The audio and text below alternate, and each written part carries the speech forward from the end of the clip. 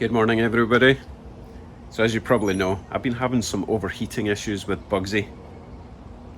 Could this be the answer to all my problems?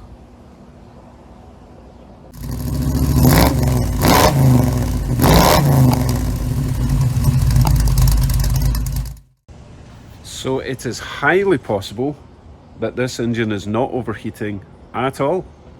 It is in fact a possibility that my gauge is misreading a signal. I am using the original GM temperature sensor with an aftermarket gauge. The gauge came with this temperature sensor, and the problem was I could never find an adapter that would fit to convert that to the big hole in the engine.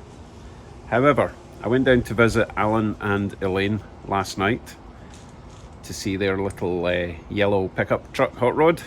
Link up there. And Alan gave me a selection of adapters to try.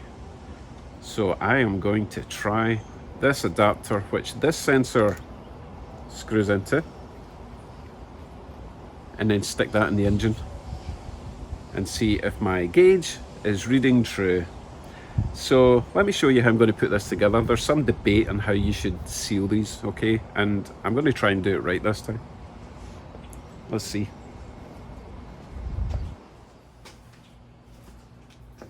So apparently you're not supposed to use plumber's tape.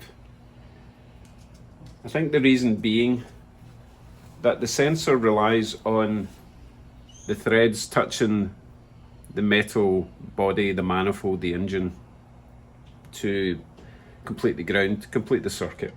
And if you use tape, then there's a chance that it's not going to complete that circuit. Other people say don't worry about it, it cuts through the tape. However, I'm going to try it the recommended way, which is using Permatex high temperature thread sealant. So first thing I'm going to do is screw the sensor into the adapter with the sealant, and then there'll be more sealant going on this into the body.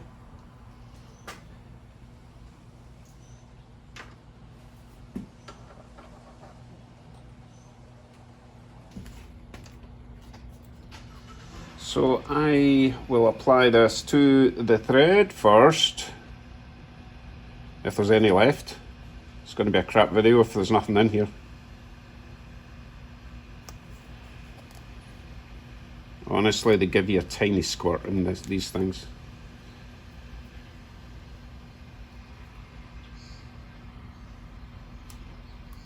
Seriously? Come on. Must be something in there. Oh, here we go. Work that around all the threads.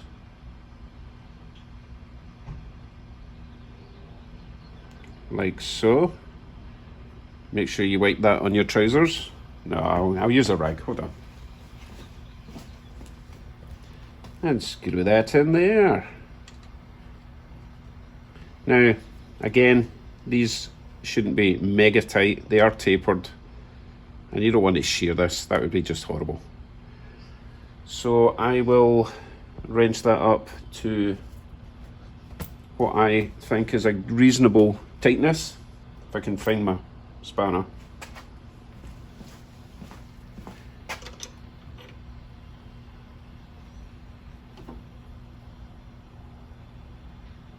That should do it. Remember, if it leaks I can always tighten it a little bit more, but I don't want to overdo it at the moment. So I think I'll let that dry or set or whatever it is it does, and go to the engine and get the old one out. Hopefully get it out in one piece.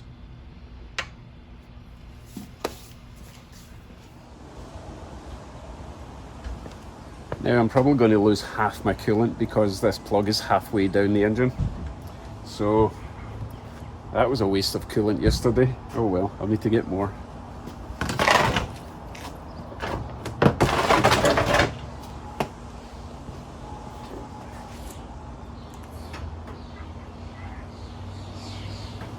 Okay, hopefully that will catch it.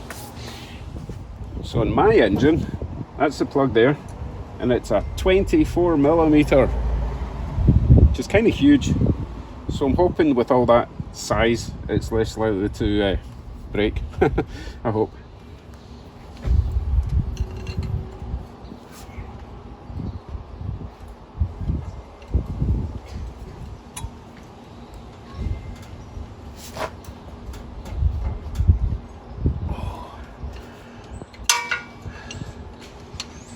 It's really tight.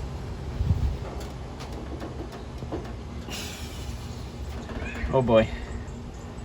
I'd rather not be using a spanner with the multi hex. I'd rather just have the normal hex. Let's see what I've got. Okay, all I can find is a normal spanner.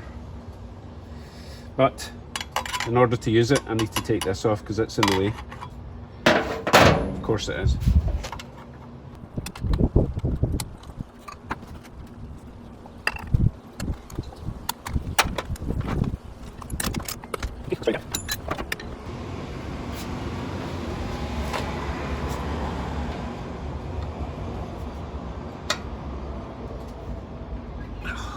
That's immediately starting to round it.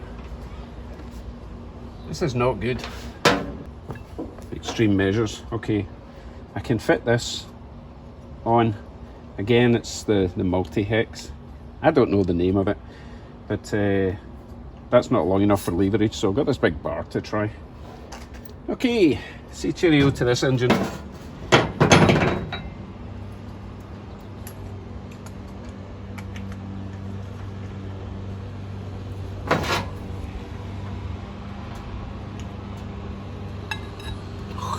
Now that's in the way.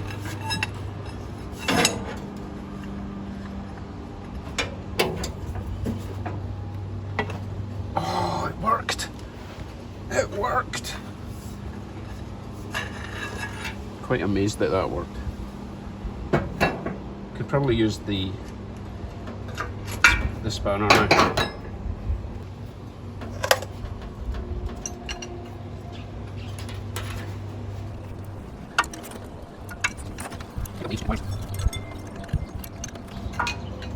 I think that's another reason I never replaced this, because I just didn't feel confident in removing this.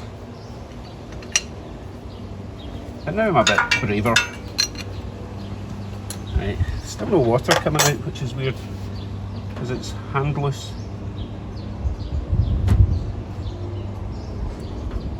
The water's going to have to start soon.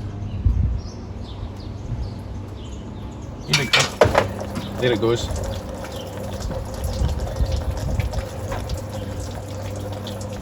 And I've lost the sensor. Wonder if it's on the ground.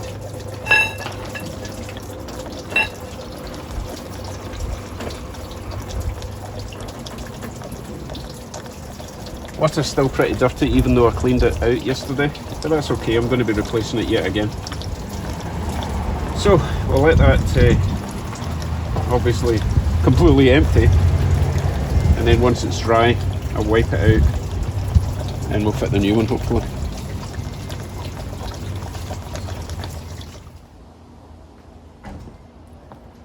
You know what? While I've got a big hole in the side of the engine, I might as well flush out the water system properly. I'll detach one of the top hoses that goes to the interior heater and fill that, and just to expel all the water out the side of the engine. It's got to be better than what I did yesterday with the little petcock valve at 2 kgs, and obviously it didn't work. So I'll disconnect this pipe here and put the hose in the end of this, or at least the hose nozzle, and flush it all the way through. I just need to cap this off, and then all the water should go pretty much all the way through the system and clean it up, in theory. Here is my high-tech flushing system. So I've got a bit of tube there, bolt, clip, clip, hose goes in here, so the water will go in there, through the heater core, all the way through the engine, and eventually come out the other side. We'll give it a shot.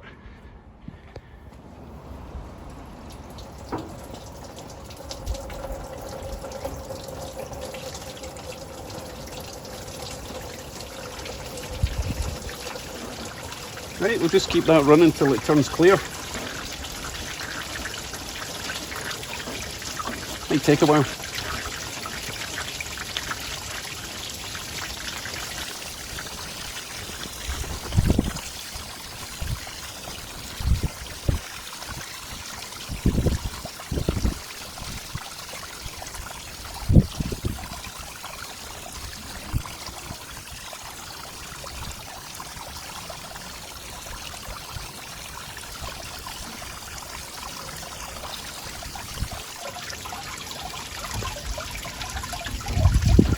Yeah, we're pretty much there.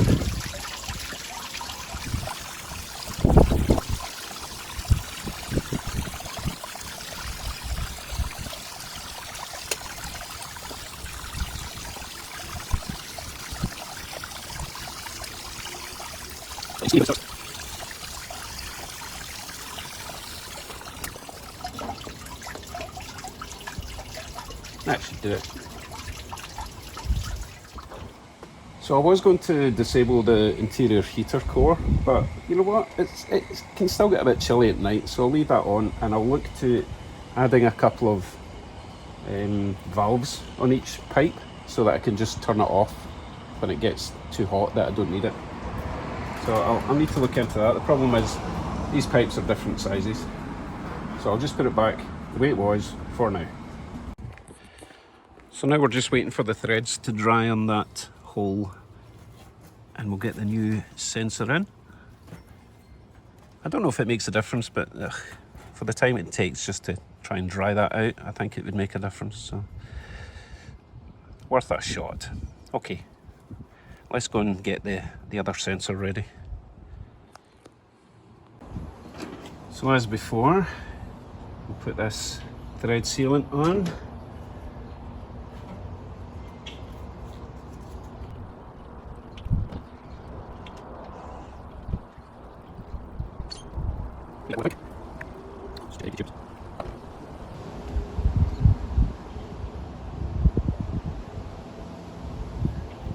Okay, that should do it. In you pop.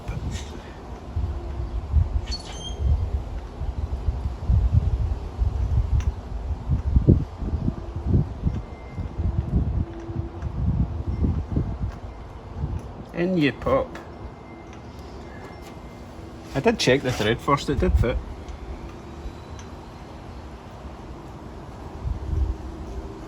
There we go.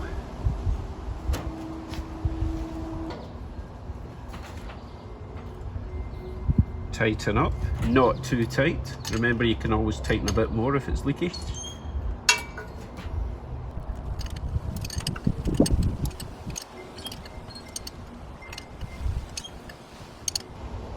I'm going with that tight.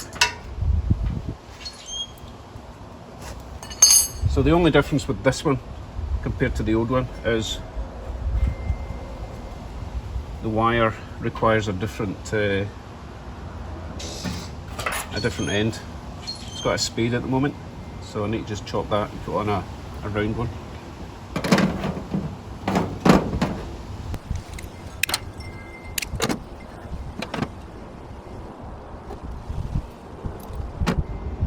Then we can attach.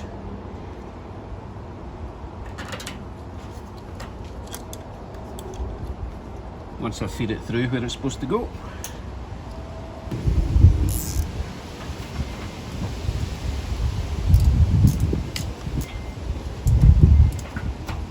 Like so. So I just need to reattach my spark plug cable and this valve cover bracket, and then we can fill it up with fluids.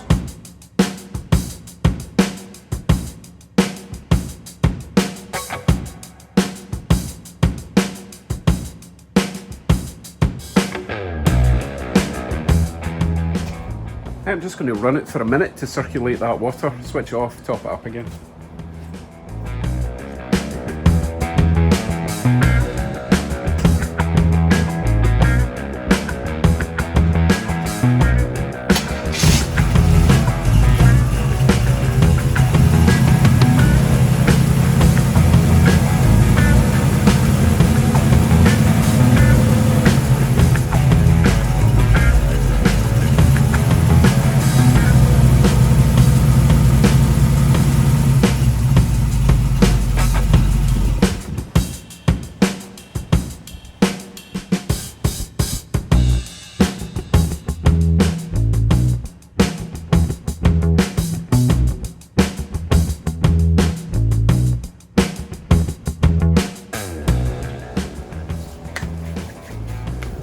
Right, let's warm it up, make some steam, see what the temperature's sitting at.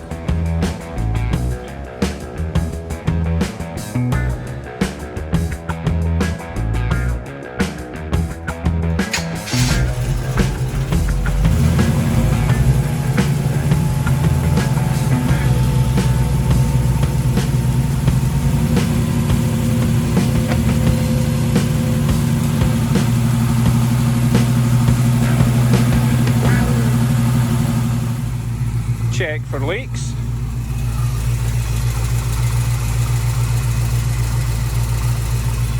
Looks okay. Just waiting for that steam. And then we'll check the temperature on the gauge. So I'm waiting for the electric fan to come on before I check the gauge on the inside. The fan is supposed to come on about 190, take it back down to 180. So as you can see, the fan's not on yet. So as I say, when that's on, we'll check the inside. Surprisingly not steamy.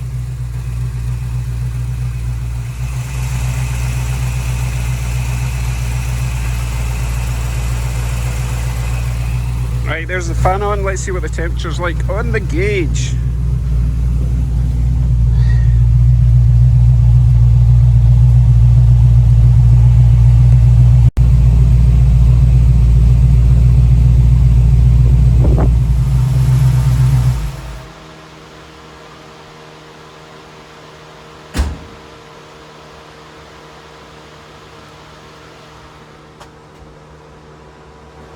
Couldn't be any more perfect. But you know what? Wow, after all that, worried about my engine overheating, it's actually running perfect. Fan came on at 190, the gauge was at 190 as I went in, brought it back down below 180. Fan's still running.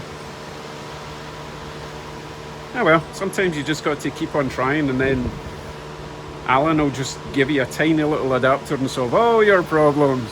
So thanks, Alan. Right, better tidy up.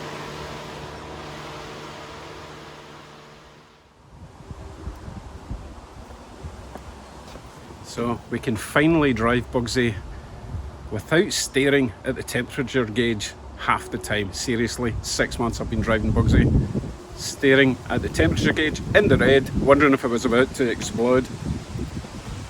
And all this time it's been a mismatched temperature sensor. So again, huge thanks to Alan at Hooks Hot Rods. Link up there, link in the description, link at the end of the video. His little yellow truck is going to be ready in a few weeks. Can't wait to see that running.